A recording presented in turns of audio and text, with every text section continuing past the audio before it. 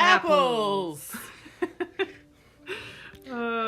So, what month was this? I think this was August. August. Beth was like, I'm going to go up to my grandma's. Come with me. These are transparent apples. This is a tree that I grew up with. This is on the farm where I grew up. And transparent is an older apple variety, and it's ready very early. August is early for apples. And they bruise easily. Yes, these are tender apples that don't keep, and they bruise easily, so we're trying to pick them off of the tree. They're very tasty. What would you compare them to? Are they kind of like a Granny Smith? Are they a little more sweet? They're sweeter than a Granny Smith. Their texture is really good for applesauce. Not super great for eating or baking. They mush rather easily. Mushy mush. Because of the bruising. But yeah. But it was fun because we got all the kids out there and we got lots of picking. I got lots of pictures taken and we had a lot of fun. This is grandma number 2. We went to Beth's first grandma's house for another video we're going to do, and then we came over to grandmother number 2's house. Grandma Great. This is Grandma Great. Yeah. And then, of course, Beth's dad, who is in the background of all of our videos, brought out the tractor.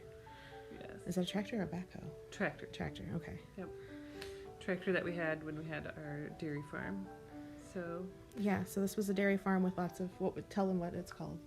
Oh, Vanderheid's Cows and Dolls. So we had, my dad actually was able to inherit the farm because his uncle had only girls. And so he took over the farm and then had only girls, 3 girls.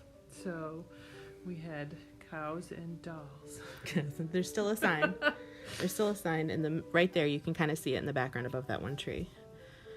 So this is up in northern Michigan and then went back to mid-Michigan eventually.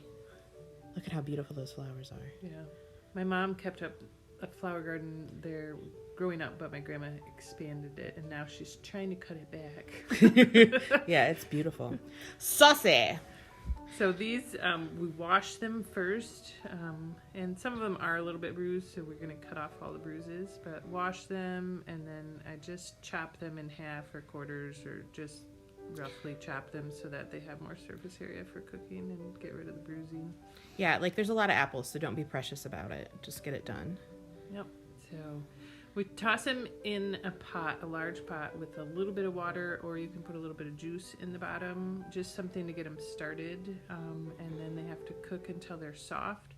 There are lots of different kinds of ways to screen your sauce. This is a crank screen so that all of the inside cores and seeds and pits, everything comes out this end, and then all the sauce comes out the screen. It's so beautiful. And so my grandma Roosevelt actually would cut off the blossom end of the apples so that you don't get the little specks in your applesauce because she wants it to be so pretty.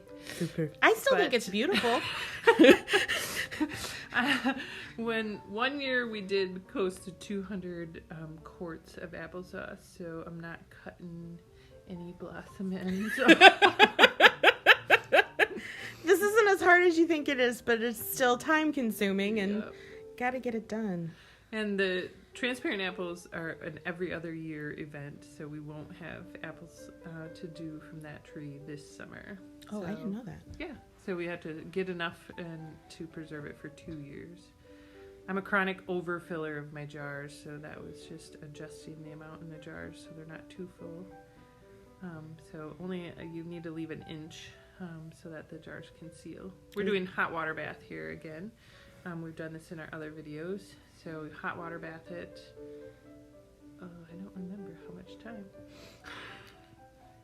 So once they're sealed, they're good. Sealed, and you can. I feel like you had them in there for 15 minutes. Yeah. We can confirm that in the comments. We'll leave the recipe. I think it was 30 minutes. Yeah. Okay. 30. Hot water bath. It's delicious. Cidering. So this is another bunch of apples that we gathered from multiple trees. So we have lots of different varieties of apples, and these ones are on trees that have gone a little wild, so they're not super clean or awesome looking, but they still press into great cider. They're still Yeah, they're not as pretty, but they're tasty. They're very yummy. So. But you couldn't use the transparent apples to make cider, right? I think we could put it in the mix. Okay. But you want a mix. You want sour apples and sweet apples and lots of different flavors. That makes a balanced cider. So this is an awesome chopper that we borrowed. So it just chops the apples into finer pieces so that the juice is going to come out easily. And it's kind of been jerry-rigged, like they just figured it out on their own. Hooked it up to an electric drill, so it's amazing. We use this cloth to set the apple mush in. Is it a waxed cloth? Or no, it's just a thick like canvas? a cotton Okay. cloth. It looks waxed because of all the juice. Right. It's been used for many years, and so we're screening out if there's any apple pieces that get through. And it's a jack, a 2,000-pound jack that we use to squish the apple mush and get out all of the yummy cider. There's Beth's garden in the background. It's so pretty. So this was a all-day process into the evening. Yeah, it got kind of late. So we just keep squishing it all out, and then we're going to mix it together because we had a lot of different apples. You want all the flavors from the different apples to get mixed up together. So you heat it and then mix, or like mix it and then heated it. Okay. I think that was the process. We heat it to 180 to pasteurize it. That's probably not a necessary step because we've canned it, but if you've ever had apple cider that went bad, you would just want to make sure that you don't experience that again. Yeah, it's horrible. So we rinse our jars, get all the jars. Don't have enough room for a beer. Fill them, and then we're going to hot water bath the cider. I have also frozen cider before, but then overfilled containers and had frozen cider all over my freezer, so I greatly prefer this way. How would you chop it if you didn't have that? Like, how would you... You'd have to finely chop the apples. They have hand crank choppers, but you have to have some kind of mechanism for getting them pretty finely chopped so you can get all the juice out. And then you press them, so you gotta figure out how to press. So, yeah, okay. So, water bath. Yep, we're water bathing it. This was just a short water bath to get the jars to seal. You probably could put the hot cider in and put the lids on and they would seal, but I'm about being a little bit cautious. So that was like what? That one was 15 minutes? I think so. Okay, that one was 15 minutes, and the applesauce was half an hour. Yes. So pretty. So all the beautiful cider. It's January now, and we're still having cider. So I don't think we made enough for the whole year, but we did have a lot. It's like so arduous at the time, and then you get to January, and you're like, why did I do more? Yeah.